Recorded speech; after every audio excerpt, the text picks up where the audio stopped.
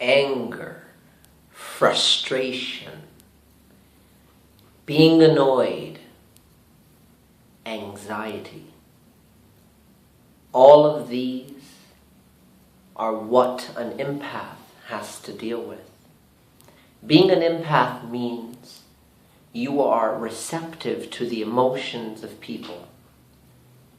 It is said that we choose the incarnation and we choose all of the obstacles in the incarnation along with the parents which cause us the anxiety, the frustration, because we have to work out their karma first and then we work out our own.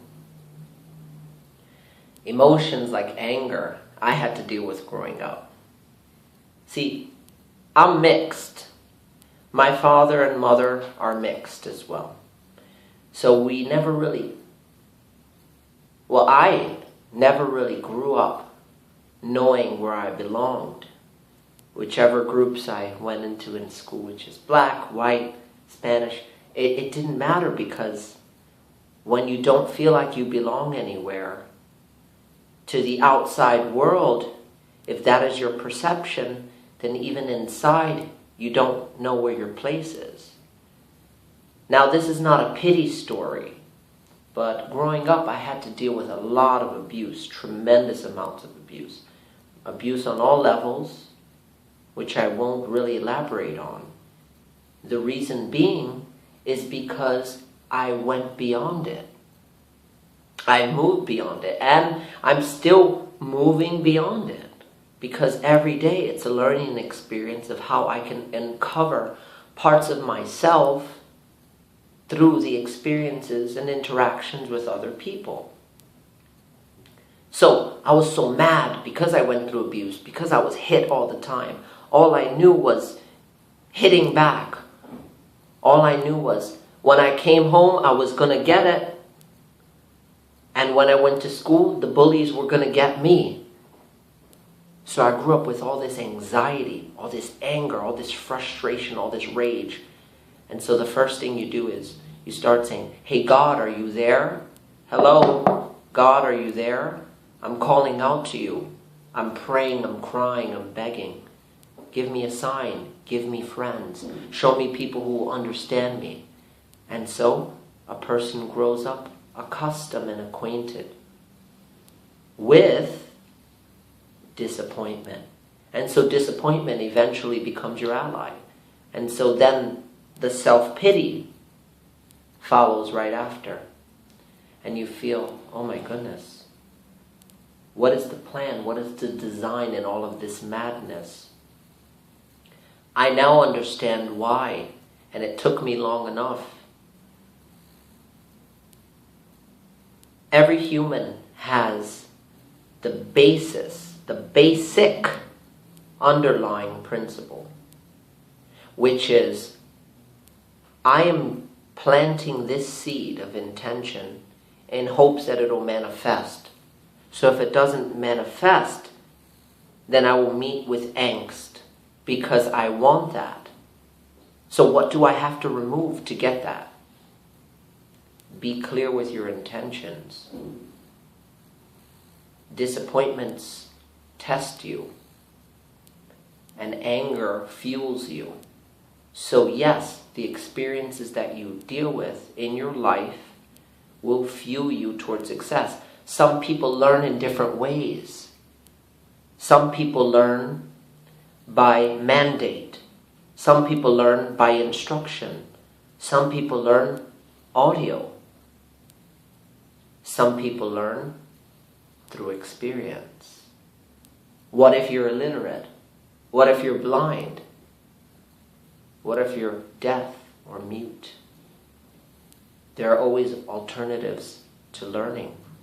We are all aspects of divinity, all of us. And we're discovering that day by day through our interactions. But anger, frustration, bullies. Why does the soul wish to experience these things? Does it fuel you? Does it drive you? Or does it cause you to be resentful. A person only attacks when they come from a place of lack, when they come from a place of falsification, when they come from a place of confusion, because they're giving so much and not getting that much in return. So your subtle expectations will destroy you because they're subtle expectations. I know a lot of people who put and quote the benefit of the doubt. How can you benefit from a doubt? That makes no sense. So we have to watch the words we speak. We have to watch the things we think. And we have to watch our interactions. Always check yourself before you engage. Why? Because you might do or say something that you'll regret. Now, of course, on a higher level of understanding, all of this is allowed, right? So in a sense, you're just always correcting yourself. That God that exists on a higher world is still the higher you that corrects you. Because in this limited time, we don't have enough time to fight in God or the devil's army. I mean, really, this is the limiting experience. We only have 80 years to live, if even. Maybe 90, maybe 100 if you're lucky.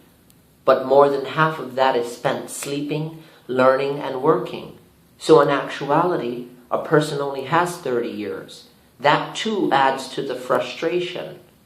Society's underlying expectation of, oh, by the time I'm 20, I better have my car. By the time I'm 25, I better have my house. I better be married. By the time I'm 30, I should have a child at least.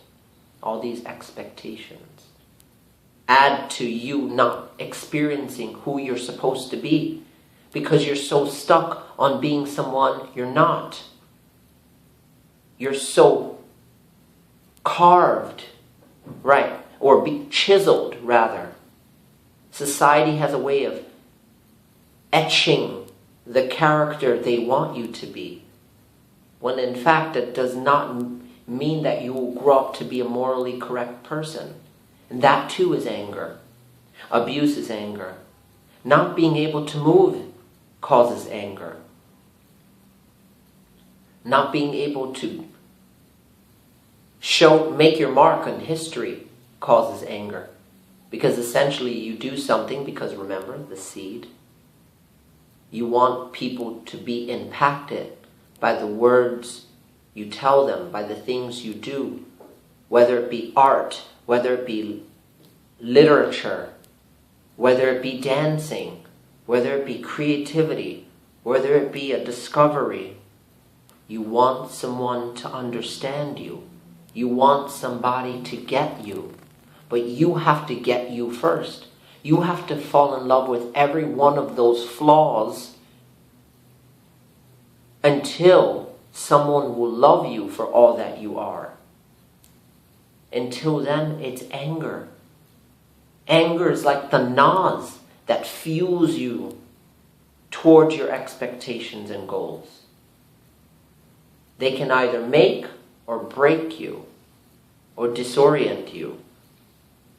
It's an inner rupture. It's a volcanic explosion.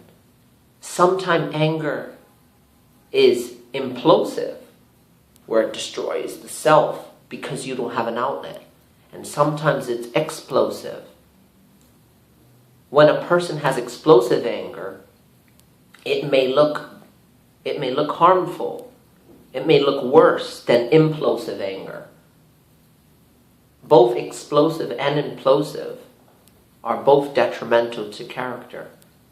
Because on one regard, the outer world will not want to be around you. And in the other regard, you won't want to be around yourself. So if you don't utilize anger effectively, then you will destroy yourself and others around you. So one way to channel anger effectively is to laugh. Laugh at it. Because if you can't laugh at it, you can't direct it anywhere else. So recognize it. Recognize why